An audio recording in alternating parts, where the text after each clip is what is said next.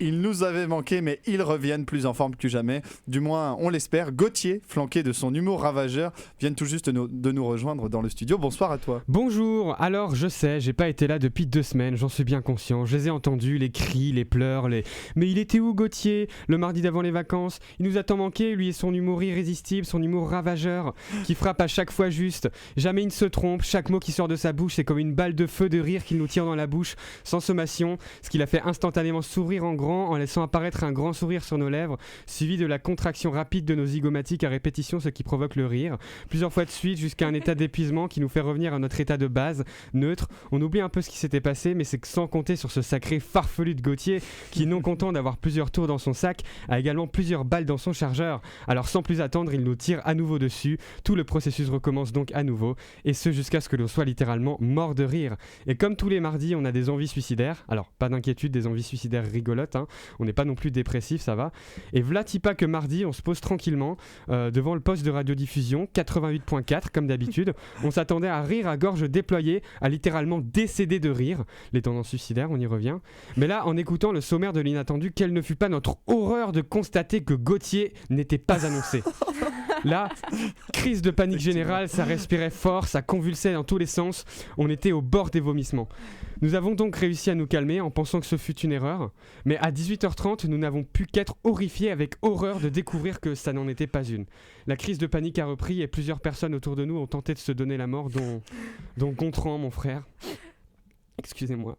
Gontran qui restera toujours dans nos cœurs. Paix à ton âme, Gontran. C'est pourquoi, Gauthier, nous vous demandons 2 choses. Premièrement, une explication de votre absence sur les ondes de Syllab le 22 octobre 2019 à 18h10. Et deuxièmement, 15 000 € de dommages et intérêts suite au décès de Gontran. Waouh! Alors, pour votre deuxième requête, je vous enverrai en privé les coordonnées de mon avocat pour régler cette affaire. Et je suis très heureux que vous n'existiez pas parce que si c'était le cas, déjà je serais sincèrement désolé pour Gontran. Et de 2, j'aurais réfuté tous les compliments en début de discours parce que c'est impossible d'être fan de moi à ce point et même tout simplement d'être fan de moi tout court. Alors je vous explique tout. Le lundi 21, la veille, j'étais à Paris, la capitale de la France. J'ai pu voir la Tour Eiffel, l'Arc de Triomphe, le rat de Ratatouille. Non, j'ai rien vu de tout ça, j'avais pas le temps. J'avais un planning plutôt serré et il fallait pas que je me trompe pour prendre les métros, pour choper les bons transports et tout. Et du coup, j'avais en moi 2 parties qui se tiraillaient. La première qui voulait que tout se passe bien et que je ne rate aucune correspondance. Et la deuxième voulait aussi que tout se passe bien, mais d'un autre côté, elle avait aussi un peu envie de faire une chronique sur Syllab, la radio sauvage, à propos de ses galères. Mais le problème, c'est qu'il s'est absolument rien passé, tout a roulé comme sur des roulettes. J'ai raté aucun métro, ils étaient tous bien à l'heure, aucun n'était retardé, alors que moi je m'attendais à devoir dire à n'importe quel moment « Merci Hidalgo !» de manière sarcastique, et revenir avec une haine viscérale de Paris et de ses transports. Mais non. Du coup, moi je dis merci Hidalgo, mais de manière tout à fait sincère, ça a super bien marché pour moi. Et le pire du pire, c'est que pour revenir à Rennes le lendemain, le train que j'avais pris est arrivé en avance. Dans quel monde on vit ? Du coup, on était mardi et le dilemme était présent. Fais-je une chronique pour ce soir ou bien n'en fais-je pas ? Comme vous vous en doutez, j'ai décidé de ne pas en faire parce que ce que j'aurais dit, c'est exactement la même chose que ce que je viens de dire dans cette chronique et je suis pas sûr que ça évalue le coup plus que ça.